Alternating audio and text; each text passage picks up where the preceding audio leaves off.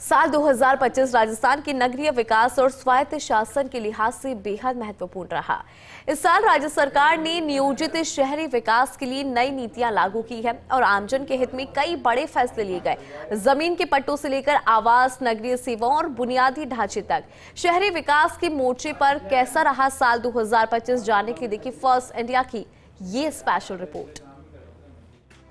साल 2025 में नगरीय विकास विभाग और स्वायत्त शासन विभाग ने शहरी नागरिकों को जमीन का पट्टा, खुद का आशियाना और नगरीय निकायों से जुड़ी सेवाओं की आसान पहुंच सुनिश्चित करने के लिए कई बड़े फैसले लिए। भजनलाल सरकार ने शहरों में पुरानी आबादी क्षेत्रों में बसे लोगों को बड़ी राहत दी। 300 वर्ग मीटर तक के भूखंडों पर पट्टा लेने की प्रक्रिया आसान की गई। अब भूखंड के स्वामित्व के दस्तावेज जरूरी नहीं रहे।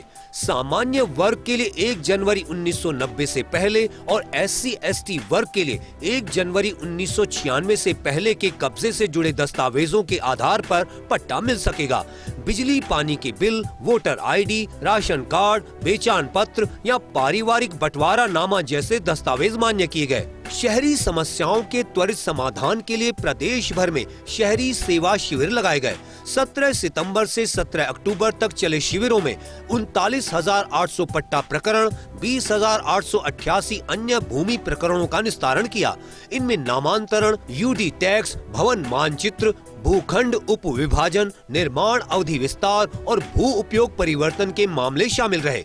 इसके साथ ही 43,269 घर घर कचरा संग्रहण और 4,977 व्यक्तिगत शौचालय प्रकरणों को स्वीकृति दी गई।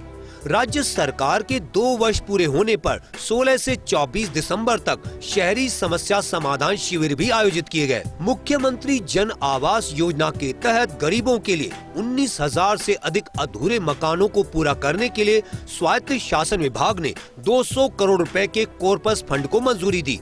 बालोतरा, ब्यावर, भीलवाड़ा, बूंदी, जोधपुर सहित कई शहरों में हजारों मकानों का निर्माण पूरा किया जाएगा। प्रधानमंत्री आवास योजना शहरी 2.0 के तहत केंद्र सरकार ने 12,000 से अधिक आवासों को मंजूरी दी और 74 करोड़ रुपए की पहली किश्त जारी की। आवास निर्माण के लिए लाभार्थी परिवारों को 4 किश्तों में 2.5 लाख रुपए मिलेंगे। पहली किश्त के तौर पर 50,000 रुपए दिए जाएंगे। प्लिंथ लेवल तक निर्माण होने पर दूसरी किश्त में 50,000 दिए जाएंगे। लिंटल लेवल तक निर्माण होने पर 1 लाख रुपए दिए जाएंगे। आवास का निर्माण पूरा होने पर चौथी किश्त जारी की जाएगी। इस किश्त में शेष 50,000 रुपए दिए जाएंगे। प्रदेश में 17 जुलाई को नई टाउनशिप नीति लागू की गई। इस नीति में जल स्रोतों के संरक्षण के लिए buffer zone, rain water harvesting, waste water recycle और औद्योगिक क्षेत्रों में श्रमिकों के लिए 5% क्षेत्र में EWS LIG आवास का प्रावधान किया गया। 12 मई से प्रदेश भर में नए मॉडल भवन विनियम लागू किए गए। छोटे भूखंडों पर भूमि के बेहतर उपयोग, बहुमंजिला इमारतों के लिए सख्त मानक, विजिटर पार्किंग और ग्रीन बिल्डिंग को बढ़ावा देने जैसे अहम प्रावधान किए गए। 28 मार्च को सरकार ने नगरीय निकायों को सशक्त किया। पट्टा जारी करने और भूखंड पुनर्गठन में निकायों के अधिकार 2 से 20 गुना तक बढ़ाए गए। इससे आमजन और निवेशकों को बड़ी राहत मिली और मामलों का निस्तारण तेजी से होने लगा।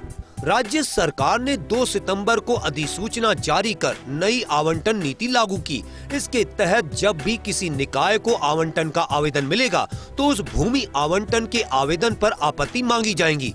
इसके लिए निकाय अपनी वेबसाइट पर आवेदन डालेंगे। न्यूनतम 15 दिन के लिए वेबसाइट पर आवेदन डालेंगे। सक्षम स्तर पर फैसला होने पर आवंटन एवं मांग पत्र जारी होगा। निजी संस्थानों को निवेश की गारंटी पर भूमि आवंटित की जाएगी। जयपुर मेट्रो परियोजना के दूसरे चरण की 42.80 किलोमीटर लंबी DPR केंद्र सरकार को भेजी गई। 12,260 करोड़ रुपए की लागत वाली इस परियोजना को 7 पैकेजों में बांटा गया है। पहले पैकेज की निविदा भी जारी कर दी गई है और जल्द ही काम शुरू करने की तैयारी है। कुल मिलाकर साल 2025 नगरीय विकास के लिए सुधार, राहत और योजनाबद्ध विकास का साल रहा, जिसने शहरों के भविष्य को नई दिशा दी। बीते साल में शहरों के नियोजित विकास और आम जन को राहत देने के कई फैसले किए गए। आगामी साल भी इस लिहाज से अहम रहने की उम्मीद है। कैमरा पर्सन संजय सिंह राजपूत के साथ Abhishek Shrivastava, First India News Jaipur.